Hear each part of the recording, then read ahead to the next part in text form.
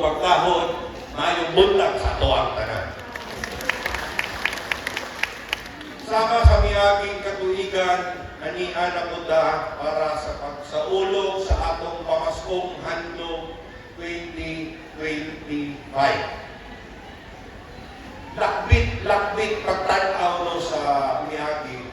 Kining diri sa dakbayan sa Usamis, kining pamaskong handog, dili na ni karon lang. Sa katinuoran, tradisyon naman kini.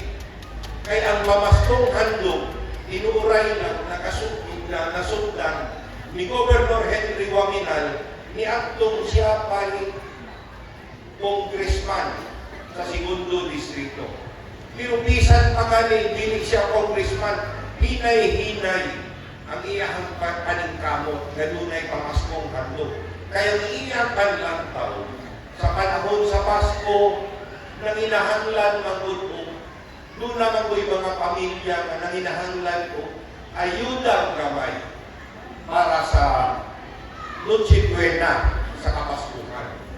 So, diri sa nakbayan sa Usamis, sama sa akong ingon, dili naman kini karon lang o atong niaging tuig lang o atong niaging administrasyon lang. Tradisyon na ni. Tradisyon, gisugdan ni Governor Henry Waminal sa iyang panglantaw, sa pagtabang, o ang inuuray na serbisyo. Paglingkod po ni kanhi Mayor nato, Congressman Sancho Fernando Waminal, nahibaluman mo nga gipadayon, gipalakdan ini nga programa. Gipalakdan nga programa nga dunay gihatag karon si Governor Henry Waminal pamaskong handog. Doon na po ka Congressman Sancho Fernando Waminal nga pamaskong handog. Ato na pag-ailon sa pagpakpak nato. Pasalamat sa lahat. Ini gihapon ipadayon sa administrasyon na sa atong Congressman Attorney Henry Indy Waminal nga kanhi nato mayor. Sa katinuoran manggani ining pamaskong handog karon sa NGO. Kang Congressman Henry Indy Waminal kay pagplano niya sa 2025 nga budget, nakalakip na ning ato ang pamaskong handog karon. Isuportahan kini ni Vice Mayor Bebe Pere o sa konseho sa Usamis. So atong pasalamat sa ilaha. Atong magahilod sa pagpakpak. Ako, igor akong gabit-bit ni anak muhatag sa inyo ha. So dapat mahibalo mo na mao ka na ang pamaagi. Nalitok naman po kanina ni Board Member, no? At ang atong kapitan diri sa tabid na katong amount na 500. Anang ining ako ang pamaskong handog, nahibalo man tanga, kanya-kanya na to, isip-isa na to, maningkamot man ta para sa atong pamilya. Ining pamaskong handog, kay doon na naman, nakadawat naman mo sa Asenso Brand Service. Ay, grasya pa na ako. Naanaman sa Asenso Brand, ini abay na lang ni para sa ato ang Noche Buena. Basta, sigurado, makadawat ka mo gikan sa probinsya, gikan sa segundo distrito, o sa LGU.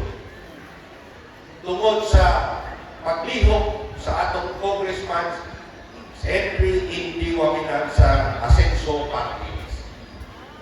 So, ibalik na ko, no, nahiskutan man itong 500 pesos.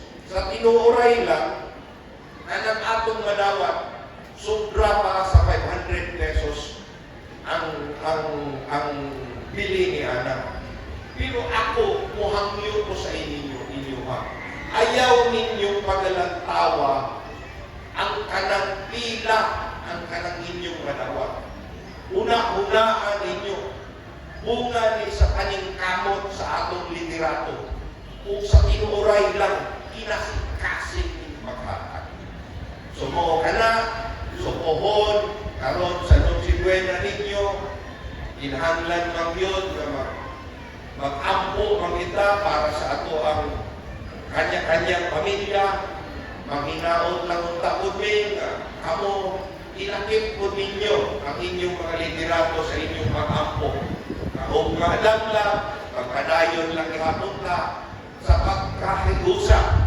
Kaya kung kita makahigusa, walay problema nga dili na po makaya. So, di na ako pagkatason, kay total ang katuyuan nato diri, ang paghatag man sa pamaskong handog. So, magtigbaya na lang po sa inyo, sa advance, no? In advance, makayong Pasko, kung wala po, mabatong tuig sa ato ang tanan.